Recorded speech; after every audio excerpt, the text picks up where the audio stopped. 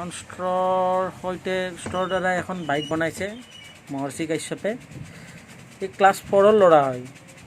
সুন্দৰ বাইক এখন বনাইছে চকা টকা দি ষ্ট্ৰ পাইপৰ সৈতে। ইয়াত স্প্ৰিঙো দিছে এবজৰ্ব কৰাৰ কাৰণে। এতিয়া মহৰ্ষি কাশ্যপ আমাৰ সন্মুখত, মোৰ কেমেৰাৰ সন্মুখত আহি আছে। মহৰ্ষি কাশ্যপ, কোৱা তোমাৰ সম্পূৰ্ণ পৰিচয়।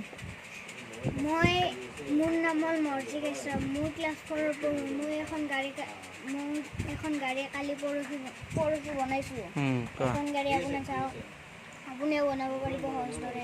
আমাৰ সৰু বাচ্ছা থাকিলে গাড়ী চাৰিজন থাকে, এইবিলাক থাকিবই বস্তু। ষ্ট্ৰক লৈ এনেকৈ লগাব, স্প্ৰিং লাগিব, লাইট লাগিব, ষ্টাণ্ড বাইকৰ দৰে লগাব, তাৰপিছত চকা লগাব। তোমাৰ হেণ্ডেলডাল কিহৰ পৰা লৈছা?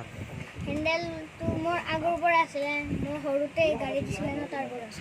যদি হেণ্ডেলডাল নাথাকিল হয় তোমাৰ সৰুতে কি কৰিলা হয় তুমি? লাঠি দি বনালা হয়। বাকী ষ্ট্ৰ কেনেকৈ লগাইছা, কি লগাইছা? চকা ক'ৰ পৰা আনিছা তুমি? চকাবিলাক নাথাকিলে কি কৰিলা হয়? কাগজেৰে কাটি বনাই দিলা হয় ন? কাৰ্টুন কাটি বনালা হয়। এতিয়া চকাবিলাক পাইছা তুমি, চকাবিলাক বেলেগ গাড়ীৰ পৰা লৈছা? ষ্টেণ্ডো লগাইছা নেকি? গাড়ীখন তুমি খাৰা কৰি দিয়া তাত।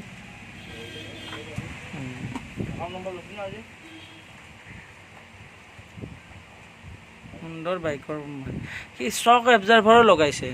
তাৰ চিন্তাধাৰাটো চাওকচোন। সি এটা শ্বক এবজাৰ্ভাৰ লগাইছে সি ইয়াত, মানে গাড়ীখনৰ যাতে সি দেখিছে হয়তো চাগে যে এই গাড়ীটো শ্বক এবজাৰ্ভাৰ থাকে, সেইকাৰণে সি শ্বক এবজাৰ্ভাৰ লগাইছে।